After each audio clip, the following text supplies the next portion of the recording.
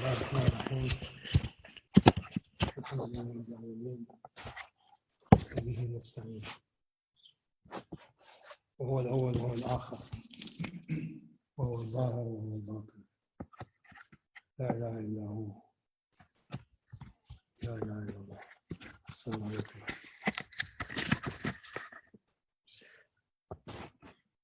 Last time I think we left it at the wisdom of the Prophet Muhammad sallallahu alaihi wasallam, al-kalima al-hadiyya. So we have to double back a bit because I didn't do all of the 27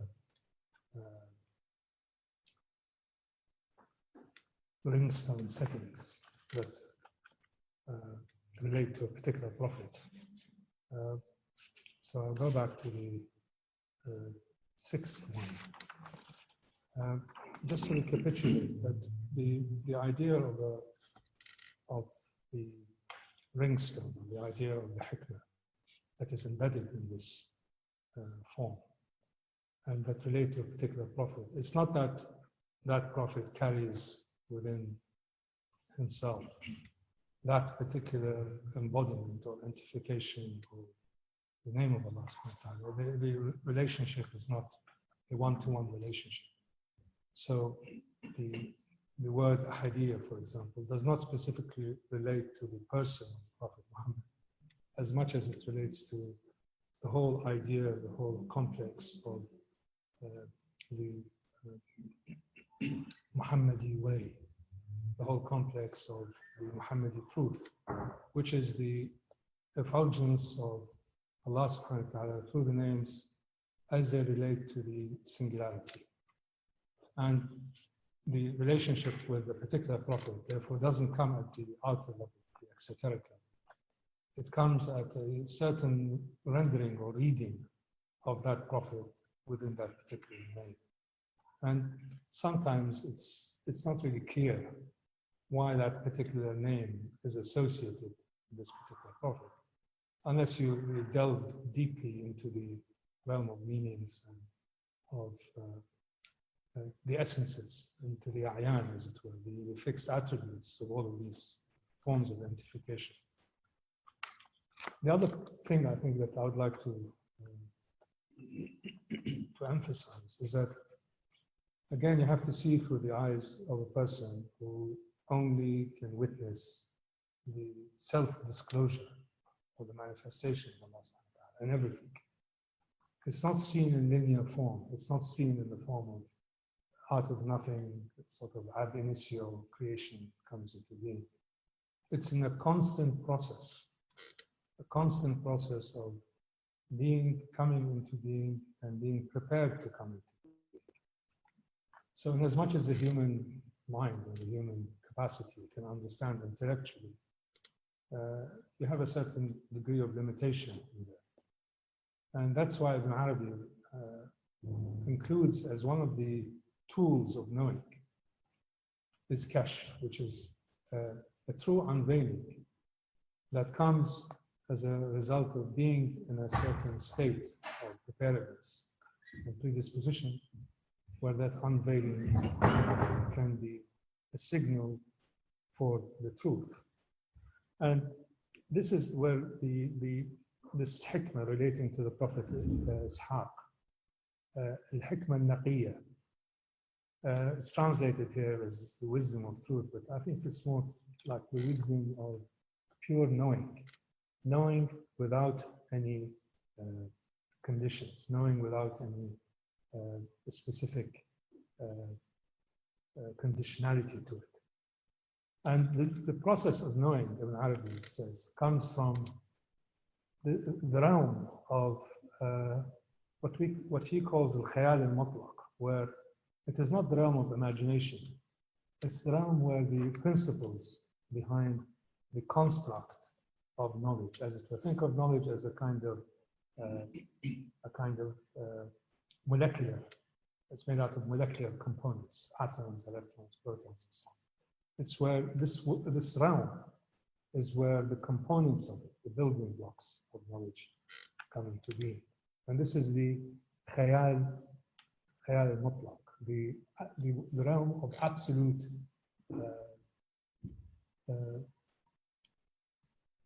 the imaginal absolute. It's not so much imagination, it's the imaginal absolute.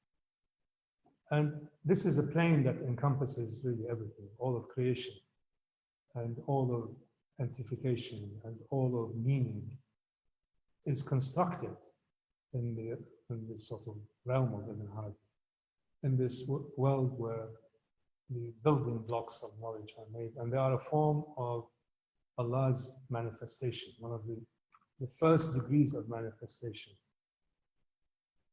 Allah manifests in many, many ways, but in the realm of component, constituent building blocks of everything, this is the realm of the Khayal al-Mutlaq.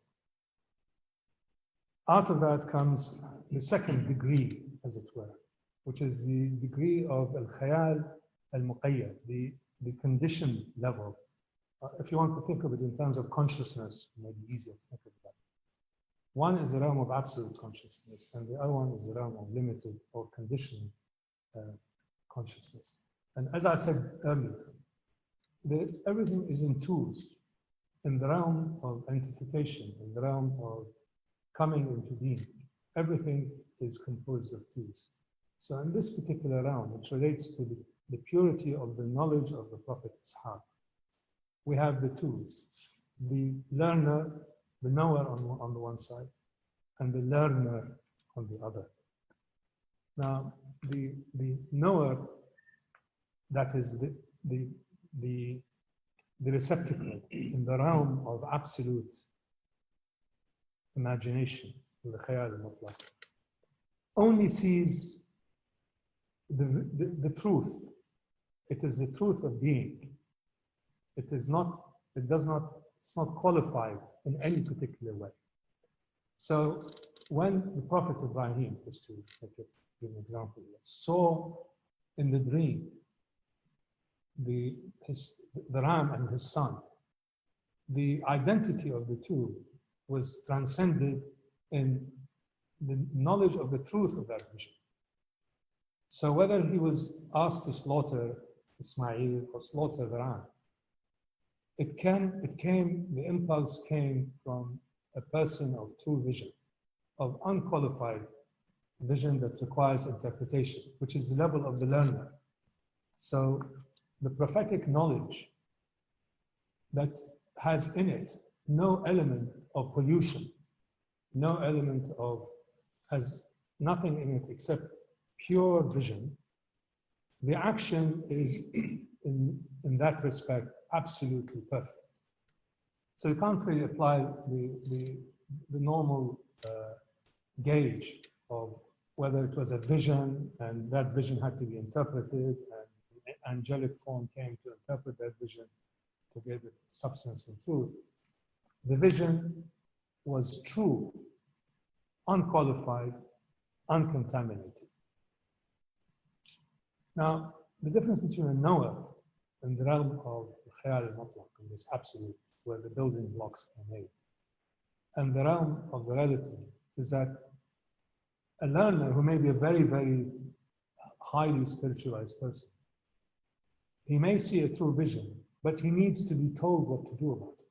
So if the Prophet Ibrahim was not really a prophet and had this vision, somebody would have to tell him that you are asked not to kill your son. You're asked to kill your son metaphorically, but you're killing yourself is a ram. In the realm of true vision, this explanation is not needed. So in the relative world where we exist now, in the realm of al-Khayal al-Muqayyad, the conditioned imagined world, we need some kind of confirmation, some kind of verification, some kind of interpretation that allows us to act in the appropriate way, even though we may feel that it's a vision of truth that we have. So truth in that sense, in the sense of the wisdom attached to that truth, is to understand the unconditional absolute that requires no mediation, and then the mediated truth, which requires some other vehicle of understanding. Then we come to the al-Hikam al-Aliyya, which is the wisdom of the All High, which is associated with the Prophet Ismail. And here again, as I said, it is the transcendence of the dualities that is embodied in the idea of something being the Most High. I mean, when we say, for example, Allahu Akbar, it doesn't mean Allah is greater or Allah is better or Allah is. It is the conceptual understanding of Ali is the status is beyond the duality. So he's beyond anything or any identification that can be understood in dual form. So Allahu Akbar is not a statement of relative magnitude. It's not Allah is greater than this, Allah is greater than that. It is that status or that point of coming into being, from which all the names emanate, is greater than can be conceived in the world of relative imaginal, the khayal and the muqayyad. So when we see the world around us, we see the multiplication of the one. Not in, as I said earlier before, the singularity of the one is absolute. It does not repeat itself in that way. But the singularity of the one, as it comes to the many, into the realm of the relative, it can be multiplied. So multiplicity is a form of manifestation of the name Ahad, the Ahadiyya of Allah subhanahu wa ta'ala, out of which multiplicity. So multiplicity is related to oneness at the point of back again to the two realms of knowledge, the realm of absolute knowledge and the realm of relative knowledge. It is the multiplication of oneness that is possible in the realm of multiplicity of knowledge. But oneness stays as one in the realm of the absolute. And here the hikmah is associated with the idea of to be exalted for each element in the cosmos, whether it is material, spiritual, or lives in these various realms, the cascading realms, has in it the capacity which we were talking about earlier of istidad, which is predisposition. So Allah creates the manifestation of things do not come into being just like that. Things are conceived and then they have a predisposition to coming into being. And that is where you've heard many times about that we're all in poverty to Allah subhanahu wa ta'ala. We're in faqr, we're in need. The need comes because entities want to come into being. They have to be prepared to come into being. So they wait for, and I'll talk about that later, for the breath or the words of Allah to bring them into being. So think of it as a world that is in a constant fury of being and coming into being. This is the world of multiplicity. It is the world where things are conceived all the time, at every instance. And those that have come into being have been realized. We, for example, have come into being, we are now realized. We have in us the life force. But you were conceived millennia ago. You have to be predisposed into coming into being in terms of the essence of the matter, in terms of the absolute meaning of it. So the meaning of you as a person is awaiting the command. So Allah subhanahu wa ta'ala, again, I don't want to just to visualize it because it cannot be contained. Allahu Akbar, as I said before. Think of it as a whole array of things. Some have sprung into life, others waiting to be sprung into life. And they're waiting for the gaze, the gaze of Allah subhanahu wa ta'ala. As it falls on side, comes into being. As it falls away, it disappears. So, khalq, labsin fi khalqin jadid, the constant process of creation, think of it as a constant process of the gaze of the Badi'a, the originator, falling on entities that are predisposed into coming into being. And he connects that to the Prophet Ismail, and for the life of me, I don't know why, but that's one of the things that I have to figure out. So think of this. Prior to creation, people ask, well, where was I before I came into being? Because after all, human beings have the capacity of rising through the hierarchies. Is that you are basically a receptacle, waiting for something to be poured into it. I think maybe he relates it to Ismail because in the Quran it says, وَكَانَ مَرْضِيًّا. And he refers to him that way. Mardiyan, yes. Arabi and Mardiyan, yes, yes. Perhaps. But are you referring to the initial? Sorry? Are you referring to the animal habitat when you talk about everybody having predisposition? It's ista'dad. He refers to that as the ista'dad. It is I call it the male for which is it is a kind of leaning. Everything leans towards coming into being. It needs to be itself by coming into being. So everything is an iftiqar, is a need. So faqr is a kind of embedded poverty. Poverty is a bad word because we think of it as the opposite of wealth or riches, but poverty in the sense of need. The need for things to come into being are there as part of their ayan, part of the formal essence of it. So it's not that things are neutral. Things have a tendency towards coming into being. And the reason why Ibn Arabi says that they have that tendency, because again, I have to repeat that Ibn Arabi is really rooted in the Quran. So any attempt to try to sort of take him out of this is, it's possible, but I don't think it's very true. And the hadith.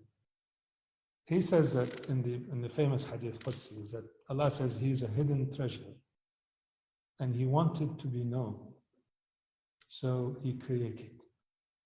Now, he says that not that, we're not talking about the essence of which we know nothing, but the first order of coming into being of the name the Ahad, or the Badi'a, or the Khalaq, the creator, is that there is a kind of sort of I don't use these big words, but there's a kind of constriction in the creator to bring things into being. Allah acting as the creator. So until things come into being, that constriction is there. So he uses the term in Arabic that he loved to be known.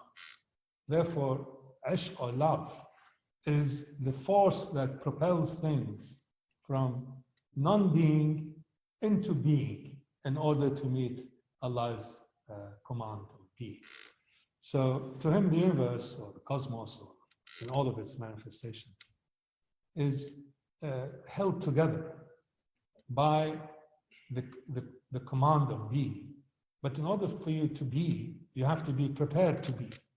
And in order for you to be, you also have to have the listening capacity to the word. And the word is kun, be.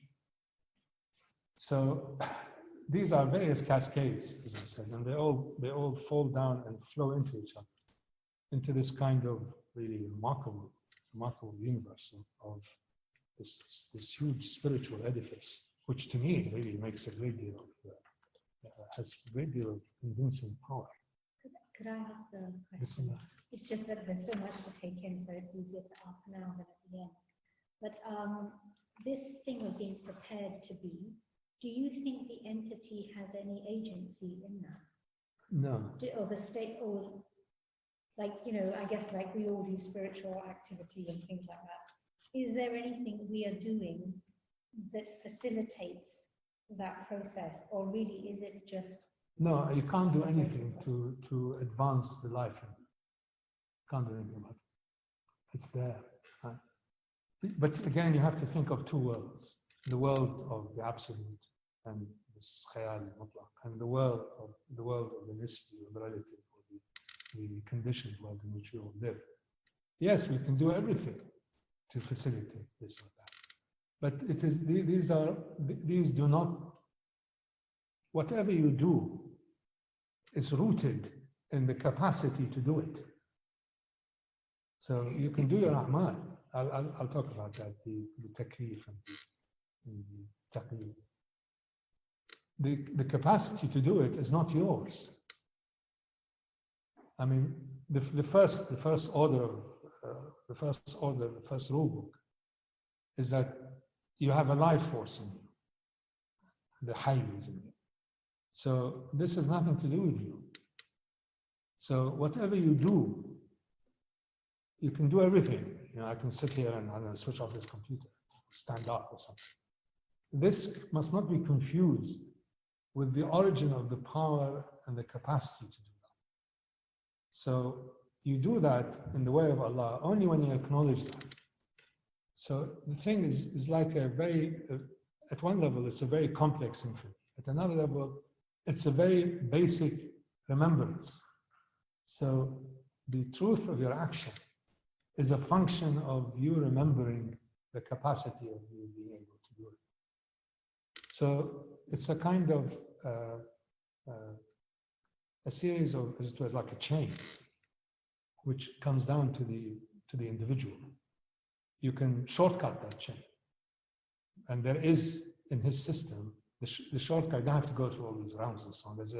There is a direct connection between human beings and between the point of creation, and that connection is the perfect man when we talk about the perfect being, who embodies in their persons all the range of capacities and powers in their meaning sense. So this is another word, another of the hikmas that he has. So if you think of how do entities come into being, they have to have the capacity. They have to be a receptor. They have to be able to contain it. They have to have the capacity, and they have to have the inclination towards that kind of predisposition. But even that is God given.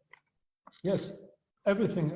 That's why the word locus, the locus of manifestation, or the place where tajalliyat, they all have to have a place. So everything here, everything around us, when seen through that lens, is the act of a creative force making, you say, well, human beings did that. Of course, they, at that level. But at the level of the capacity to design, at the level of the capacity to forge and form, that predisposition in the realm of the imaginable world has to be there. So infinite things, infinite spirits, infinite skies, and infinite celestial beings, and infinite manifestations and ideas and forms and lights and gradations of light. Everything is in need for that final creative command. So one of the main names that in Arabic has a hierarchy of names that for a long time I didn't understand why. Al-Sami', the all listener, is a very, very critical name. There's the 7 mother names that he calls them. One of them is Al-Sami'. You say, why would the capacity to listen or hear be such a significant name? And what comes out of hearing? Power, we know what comes out of it. Mercy, we know. Compassion, we know. I don't know. What comes out of hearing? Hearing, actually, in this system, is the first thing that the non-entities hear. Because the non-entities will always stay non-entities in the world of non-being. And they want to come out. They want to be. So they have to hear the command, be.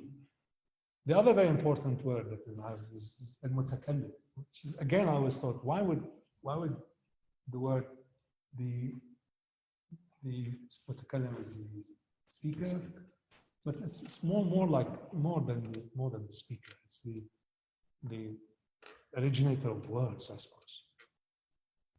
And why? Because the command comes in the form of a word. It comes in a kind of sacred grammar. So be is both sound, you have to hear it. And that's where all these entities are waiting to hear be, so they come to be. And the word that brings them into being is Allah, the Mutakallim, the name the Mutakallim. So all of creation is held together at the earliest level by al-Mutakallim, by al-Sami.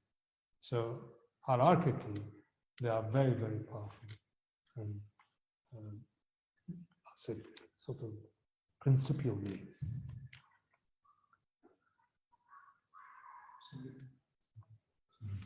So the names, they act as a blueprint, if you like, that must be acted upon. So could you go as far as to say that there is a need of the absolute to manifest those entities? No, Rather than we must not go. There's a need. We must not go. There is not a need, there is a command by Allah for that. The absolute is another world on their own. In this system, it's not that there's something beyond. Other mystical systems call it the Godhead. Because it's a world where we cannot have any access. We're in a world where we cannot exist, where our being is not manifest. But Allah in the Quran says He is written upon Himself. So it's a kind of self-confirmed realization. He loved to be known. So creation is a kind of dialogue between the one and the many, between the singular and the multiple.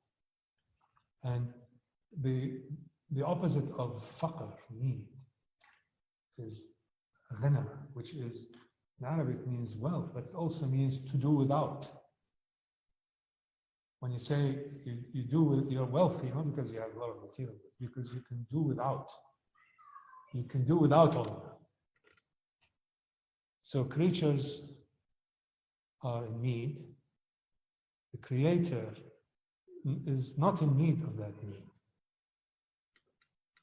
But the Creator in his creative act needs to have a canvas to create on. So I was going to talk about that, but since you've beaten me to it, you think I'm trying to make it easier, and yeah, how this thing. Believe me, you have to go back. Bismillah ar-Rahman. إنما قولنا لشيء إذا أردناه أن نقول له كن فيكون. When we say to something, if that is what we desire, be, and then it becomes. Think of it. Don't think of the essence. Think of Allah as a point, and there's a circumference around it. The circumference is, at any point of the circumference, you're equidistant from the center. And the names are an infinite radius of this circumference. So the point, the singularity of Allah subhanahu wa ta'ala emerges into the circumference through these axes, through these infinite names and manifestations. So it's like a circular motion.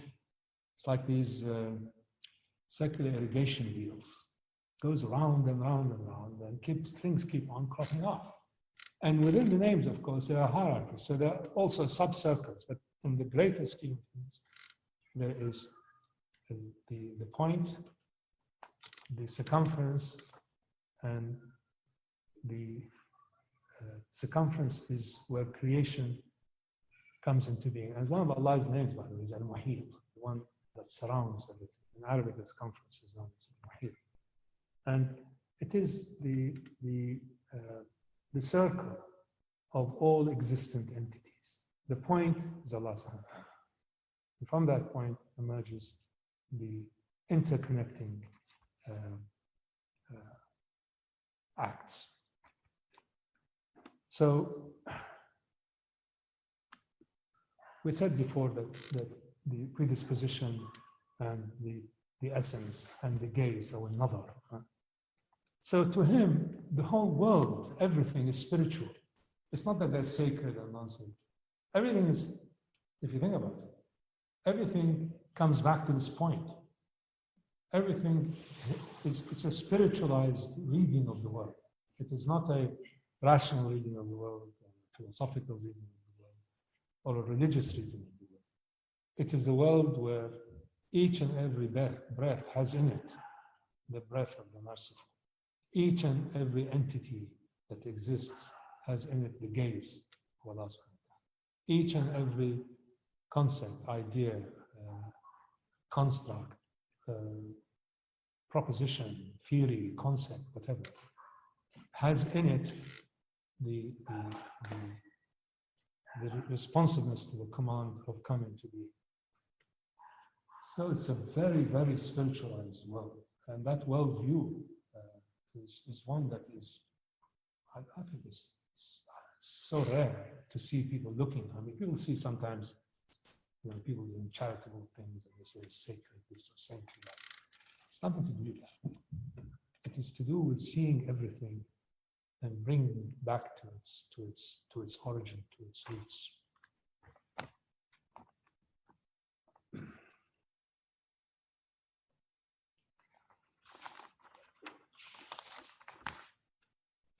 Looking at it from this sort of spiritualized way, I mentioned the realms of the absolute imaginable, relative imaginable. You can also think of it as in terms of how is the spirituality of the world realized? How does the divinification of the world come into being? And at the realm of the absolute, it is he calls it al-Fayb al-Tajalli al-Aqdas, the most high manifestation. And this is the manifestation of the names. The second degree is the holy manifestation, the Tajalli al-Muqaddas. And the difference between the two is that a name is, if you think of it as a spoke of the wheel, it is a connecting point. It's a kind of transformative mechanism by bringing reality into things and bringing them into existence. The names act as a kind of relational affair. And when we get to the chain back again is when I said that the things need to come into being. That is their predisposition. Now they cannot, just to answer your question again, they cannot seek to be predisposed. They cannot work to be predisposed. It is part of their creative mechanism that brought them into being, is that they have this inclination. Otherwise, they would not exist as entities that can come into being.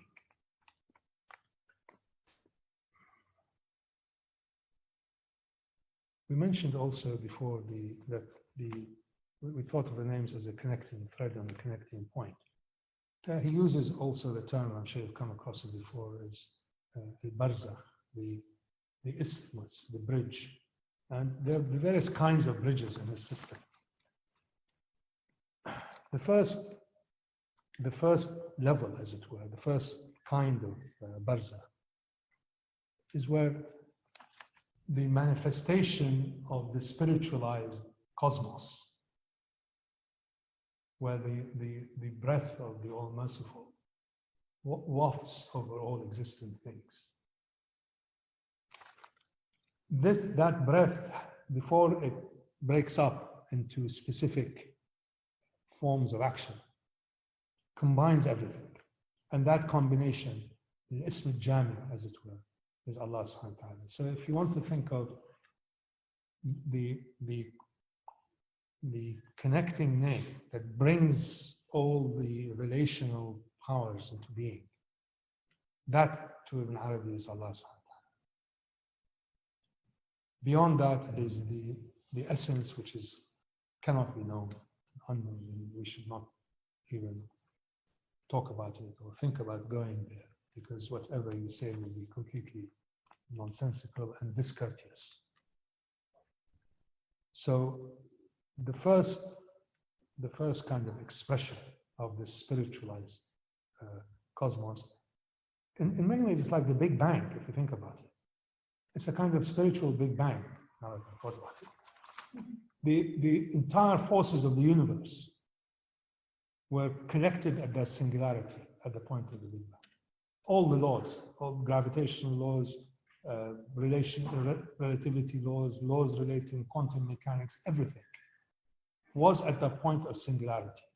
So going back 1,000 years ago to what Ibn Arabi was saying, think of the spiritual world as being like that. The point of singularity is Allah subhanahu wa ta'ala. Then at that point, all the names combine, like all the forces of nature combine at point zero, at hour zero.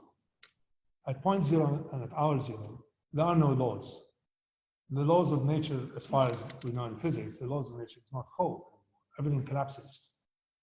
They then come into being. They spring into being as in large masses, in close volumes, and so on. In close distances, certain laws operate at much more reduced, microscopic, nano levels, other kinds of laws. But these laws were not there at the Big Bang. They came into being as a result of the Big Bang. So Ibn Arabi's spiritual Big Bang, which sort of predates the Big Bang by 1,000 years, is that we see the world materially. So everything around us is a construct and a result and a consequence of this immense event, I don't know, a zillion years ago. Everything moves in a certain direction. There's certain order comes up. But some laws that may have been operating at 1 second after the Big Bang may not be operating anymore. They may not exist anymore. These laws no longer hold. So he says the 1 second after, don't think in these terms, but these are just allegorical terms. 1 second after the spiritual Big Bang, all the names were combined in one. Everything was combined in one. No laws operated outside of that one. No names exist outside of that one. And that explosion, as it were, that explosion, that effulgence, is what brings the spiritual realm into. So, this is like a khata that came to me, right? Is that the world really, there's the spiritual world of Ibn Arabi, and there is the physical world of Einstein, Max Planck, and Newton, all these people. Which world prevails is really not the question. There are two worlds. It's like the khayal mutlaq, the world of the absolute imaginal and the world of the relative imaginal. The world of the laws of physics is a subset, very minor subset, probably insignificant subset of the other law. So it took us really 1,000 years, I think, to be able to sort of re-spool, or is that what word, spool? Re-spool the film and bring it back to where it was 1,000 years ago. So that universe, if we can think of that universe in terms of the universe of meanings and purpose, it has far more validity in interpreting the meaning of the universe than trying to use the laws of physics, chemistry. So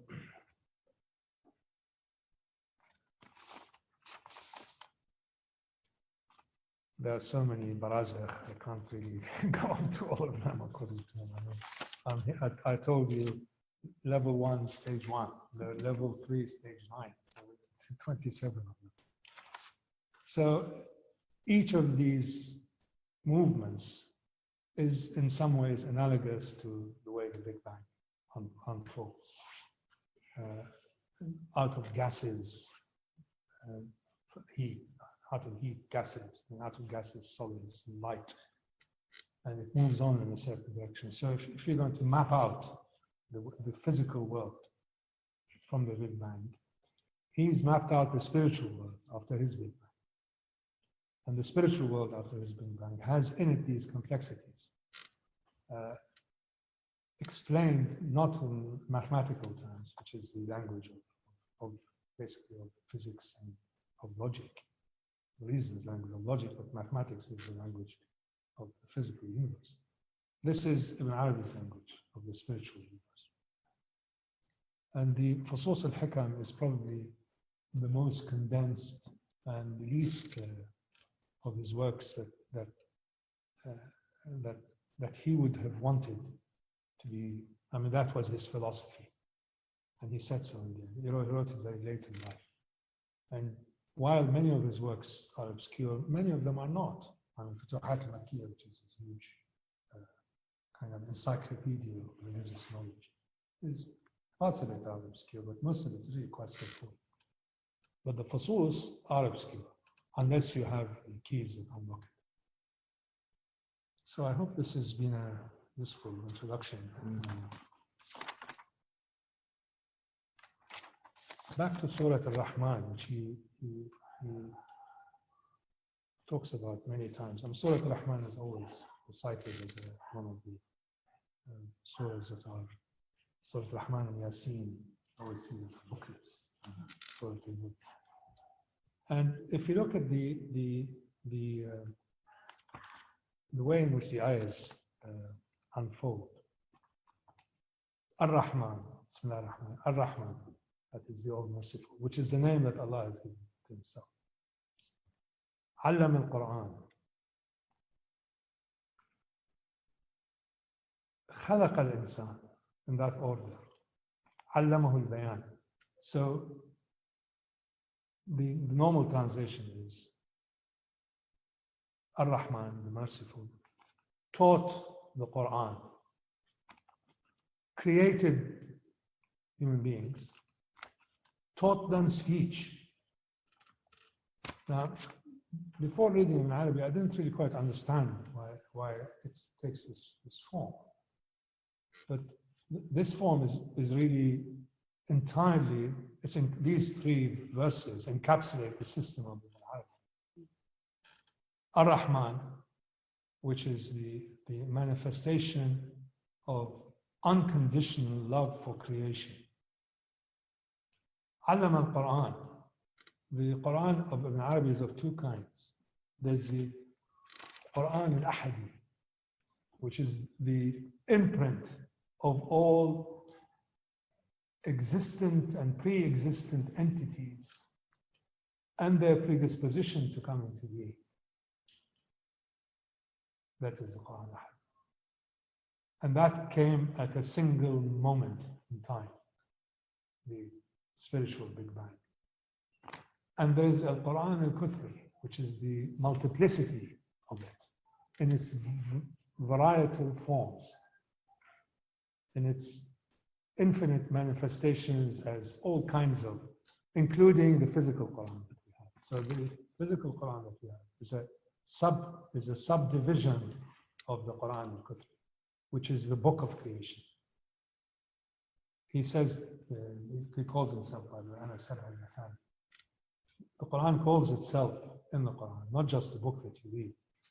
It is the 7 exemplars. That is the word 7 means multiple. This Quran al-Azim, and there's another Quran, which is a much bigger book, which is the book of creation. the book of multiplicity. خلق الإنسان. He brought an entity that can understand all of that. Now, an insan, you can say, could it be us? I mean, this insignificant person living on this 9th-rate planet, on the 4th-rate star in the middle of nowhere.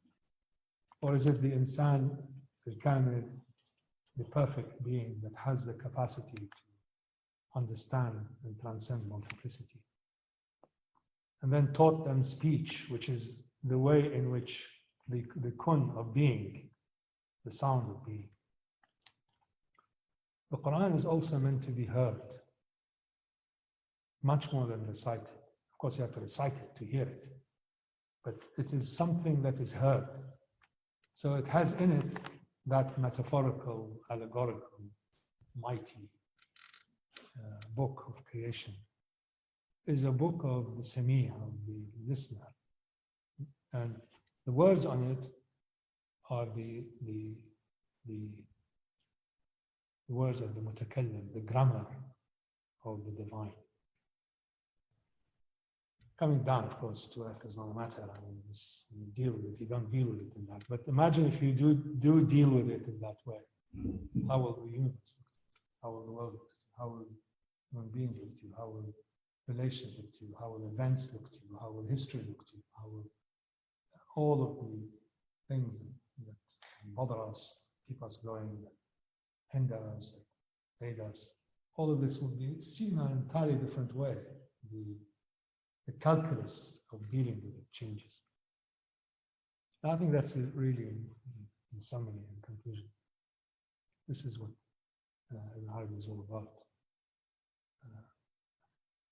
It is a kind of rendering of the spiritual Big Bang, and his evidence is his own kashf, his own unveiling. It's like we can't go back and study the Big Bang except through these very, very faint rays that emanated from that point. Nobody was there, so you can record it. But we have a fairly good idea of how these things evolve. He had, I think, a very good idea of how he thought the whole thing came to being. And why he stops at the absolute. He doesn't even go beyond the names. He can't.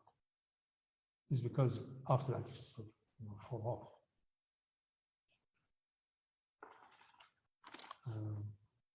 That's about it. We have some time for questions. There's really no concept of time and space. No. And that point that you talked about, the spiritual Big Bang, that would indicate that there is time involved. There's a point in time where this is said that can't be possible because there is no concept of time and space. No, there is the time what you talk about is physical time. Yeah, but the time, there are many words for time. There's waqt, there's a moment, there is zaman, which is a spectrum of time. So all of these times, as it were, if you try to use the language of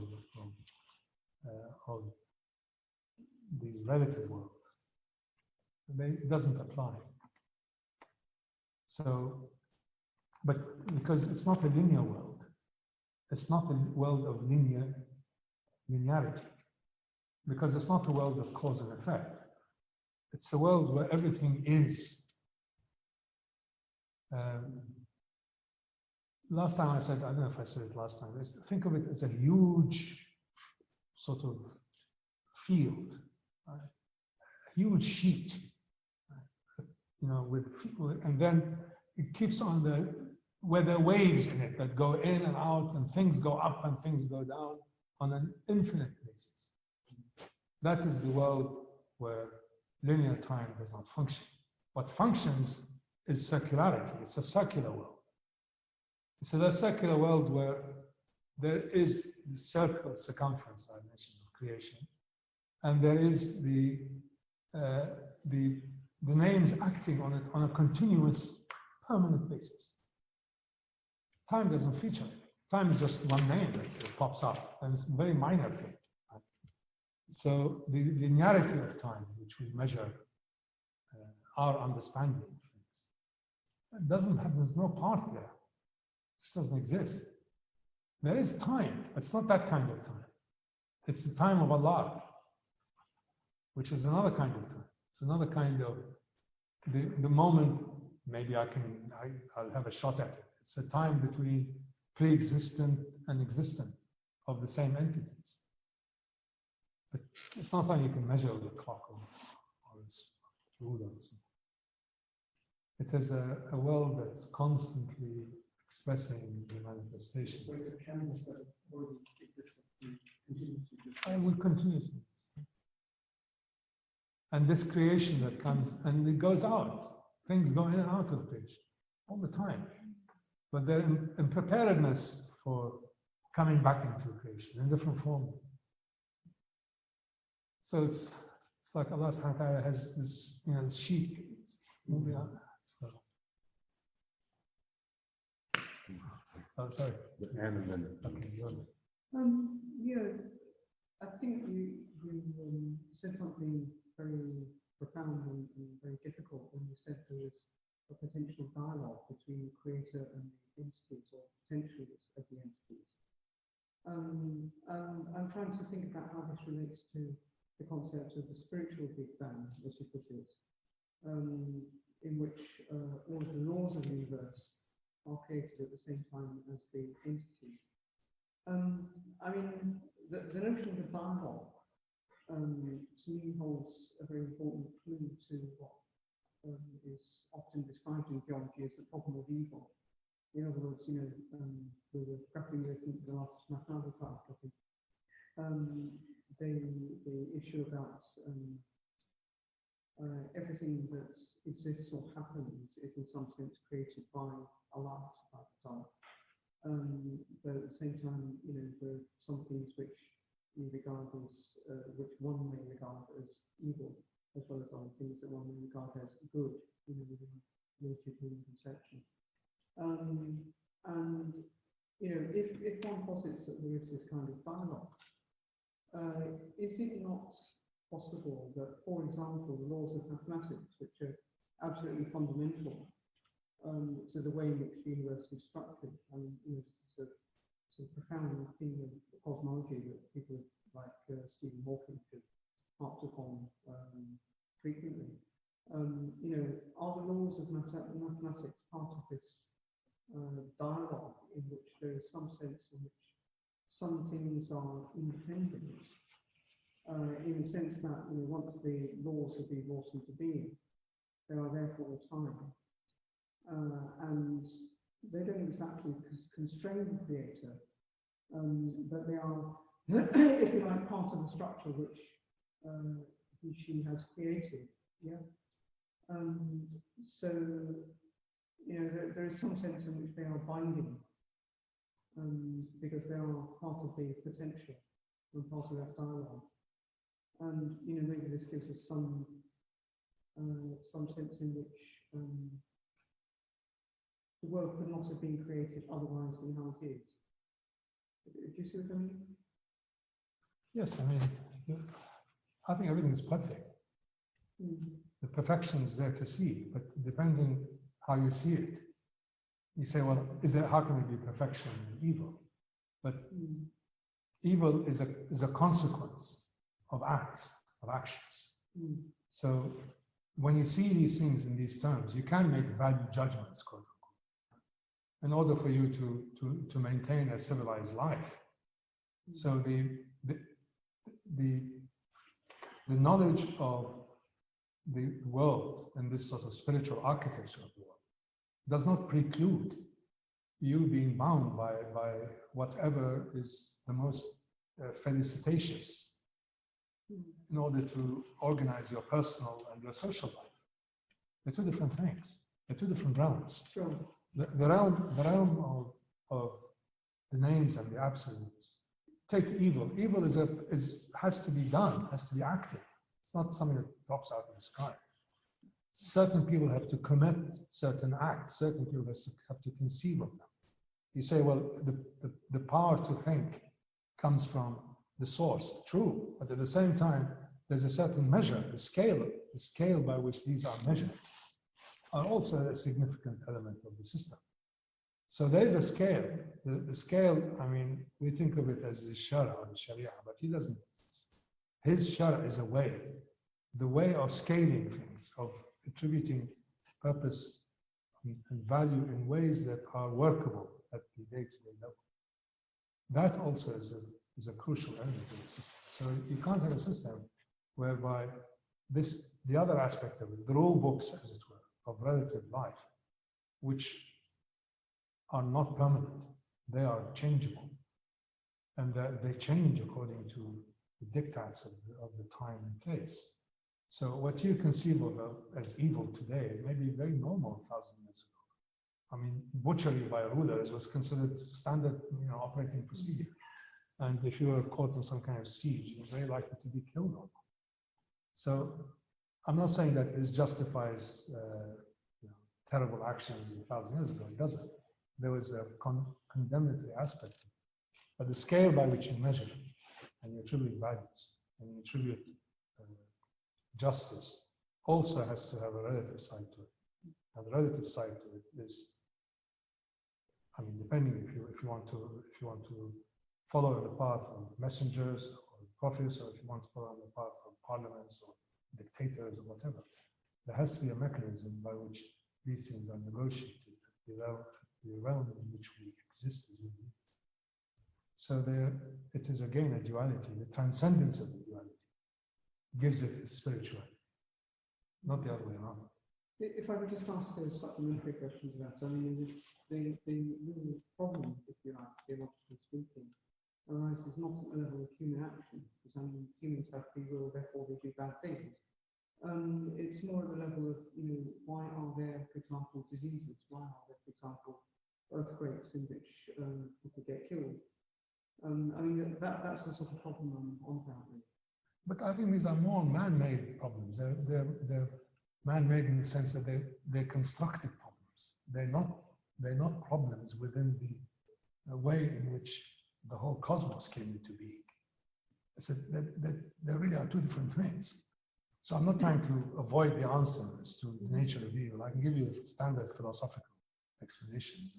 In order for you to know good, you have to have evil. I mean, I don't buy that argument.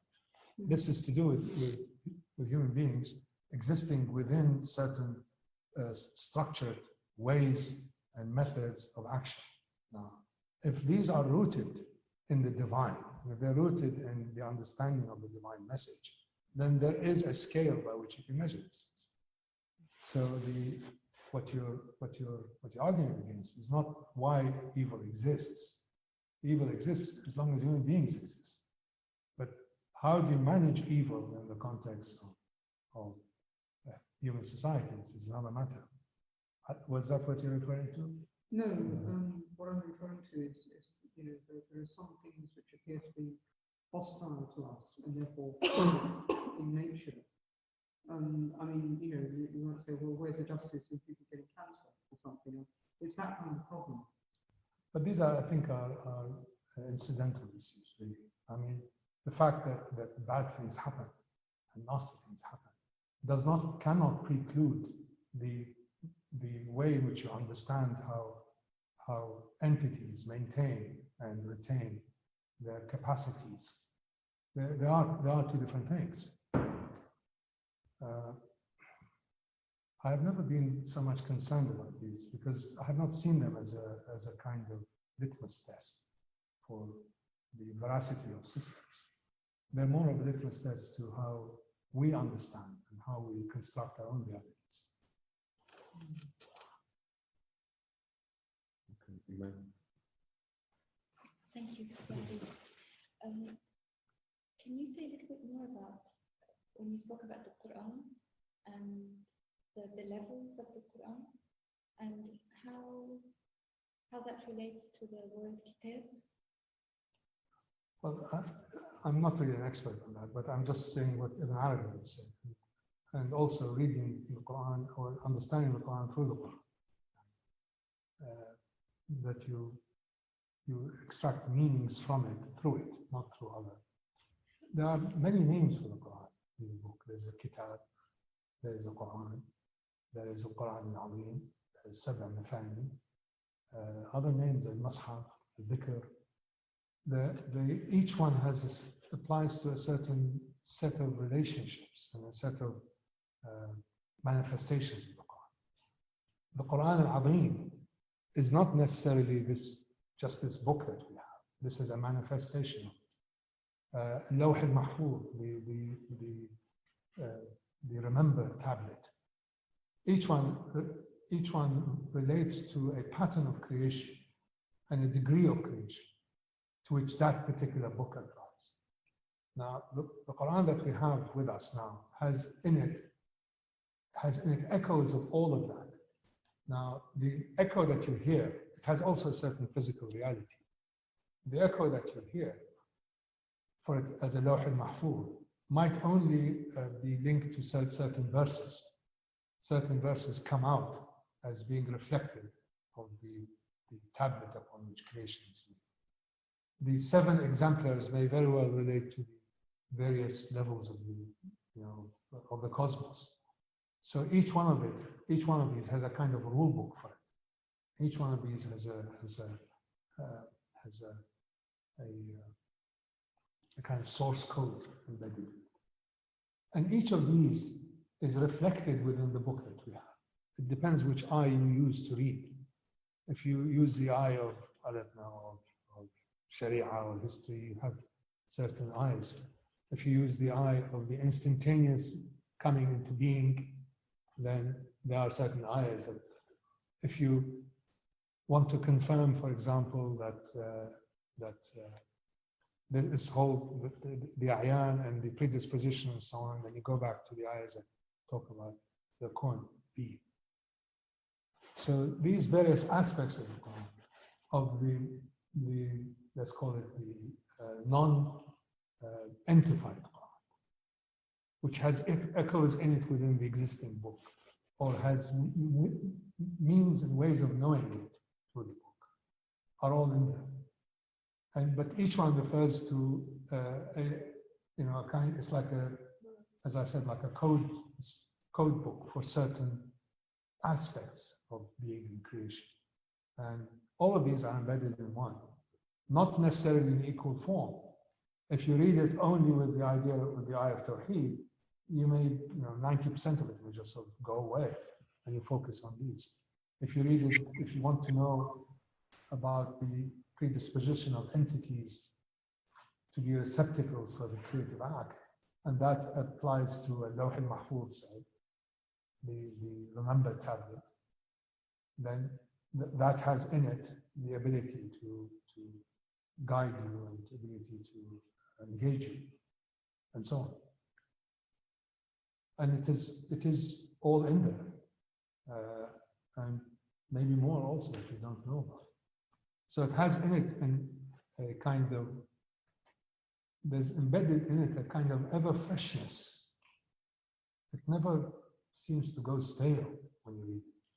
But certain aspects of it are not really relevant. Certain aspects are not resident, depending again at what are your entry points, which door you want to enter through. That's why it should be a kind of courteous relationship with it. That's why you have to be, Bahana and so on. Metaphorical or physical doesn't matter, as long as you have the right.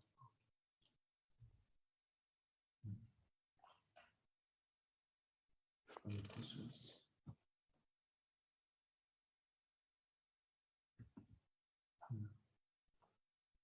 No other questions? I have a question about the system itself. Does it presuppose like self-limitation of Allah?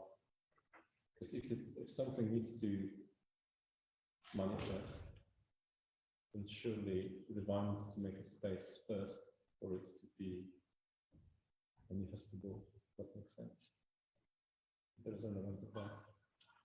I didn't quite catch that. So maybe somebody can Yeah, I'm elaborate. trying to, sorry, English is not my best language. You were talking about levels of existence, or planes of existence, and things flowing from the abundance to need.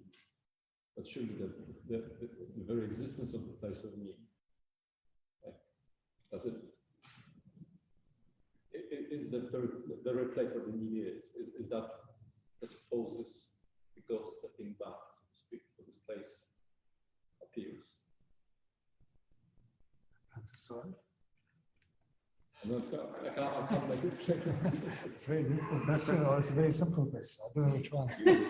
So, I mean, I'm just curious if system ignorance touches on the point like that at all. It does. I mean, it touches on really every point. I mean, this is one aspect of the system. I mean, I call it the spiritual Big Bang. But there are other. He has an opinion on it, anything and everything, including the problem of evil. I think there's a whole Kitab al-Anqar al-Maghrib and so on that deals with that. I'll talk about that next time if you have time, if you're interested. But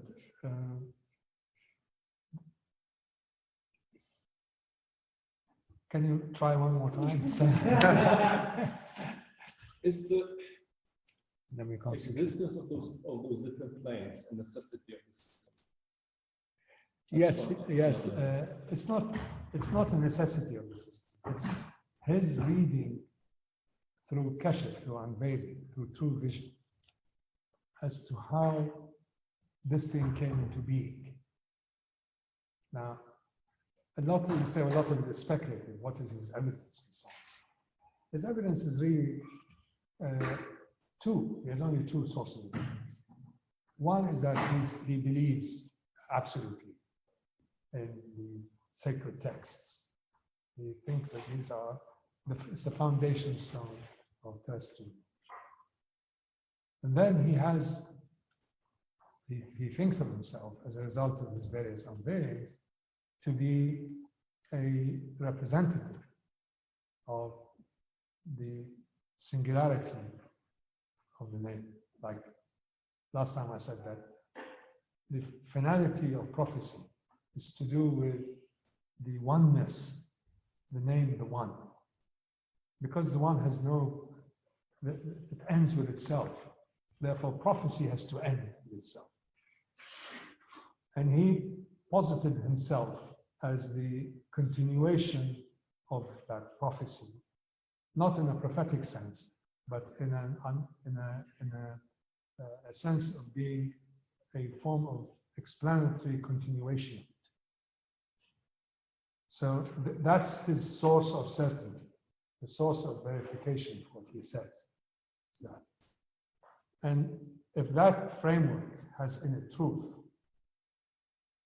which I think it does, you'll say, what's your evidence? Well, my evidence is really non-material, and I'll not argue using material evidence because I cannot. There's a different world, different mechanisms. He sees the planes as it's like a kind of snapshots of creation. They're not hierarchical. They're expressed hierarchically, linguistically. There is one and second and so on. You have the realm of the malakut and jabarut and mulk and all of that. Right? You can have a kind of cosmological structure, but that's only for ease of understanding. His understanding is that these all come into being not in one go, but they come into being as a series of manifestations. It's not sequential. And these manifestations, if you want to put them in a kind of order so that human beings can understand them, they have to be expressed in a kind of hierarchical form. So one falls below the other and so on. They're not necessarily so. They're not necessarily hierarchical. It's not necessary that one presupposes them. One can presuppose them. and does presuppose zero, but not necessarily a structured fixed form.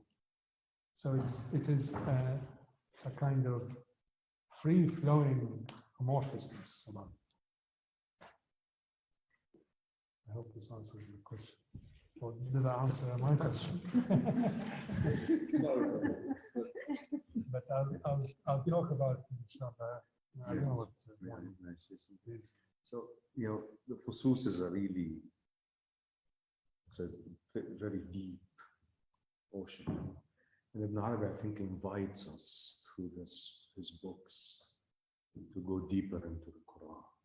And the clues, he said, he has the keys. So if you have the keys to it, you can understand it better. Those keys are in the Quran.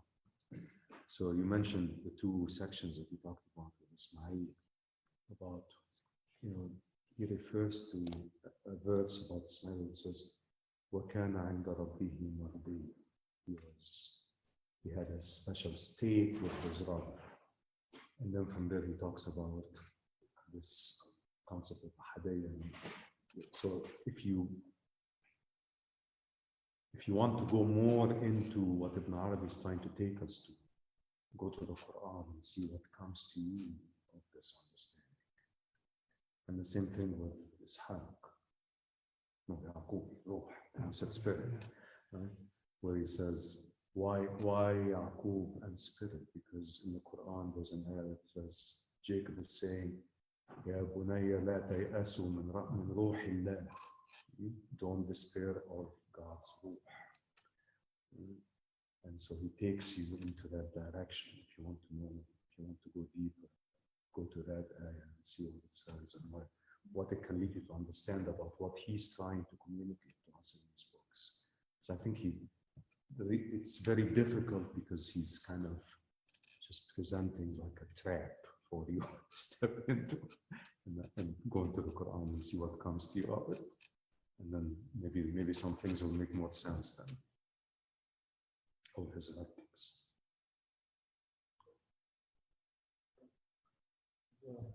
Not usually. It's true he wants us to go more. But he is a person who, you have to start from the premise that he is not an ordinary being. And like, I suppose, Maulana Rumi is also not an ordinary being in the normal sense. So you have to see him at a different, as a different intermediary. I see him as an intermediary. In order for me to understand, if you have that taste, you may not have that interest or inclination. But that inclination as to how did this all come into being at the realm of spirit, I think he makes a great deal of sense. He really does.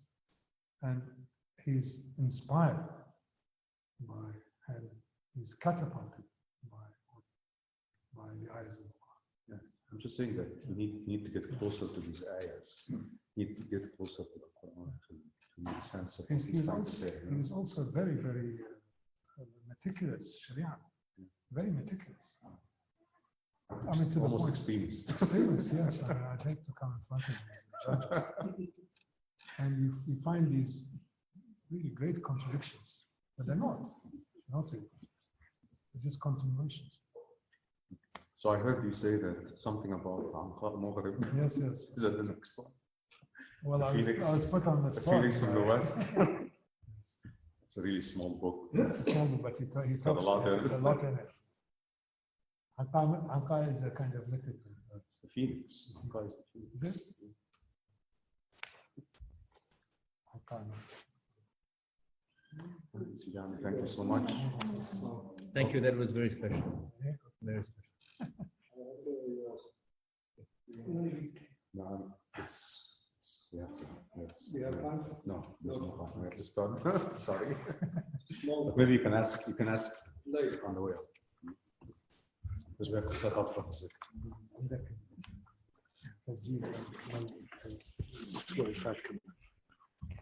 Yeah, inshallah.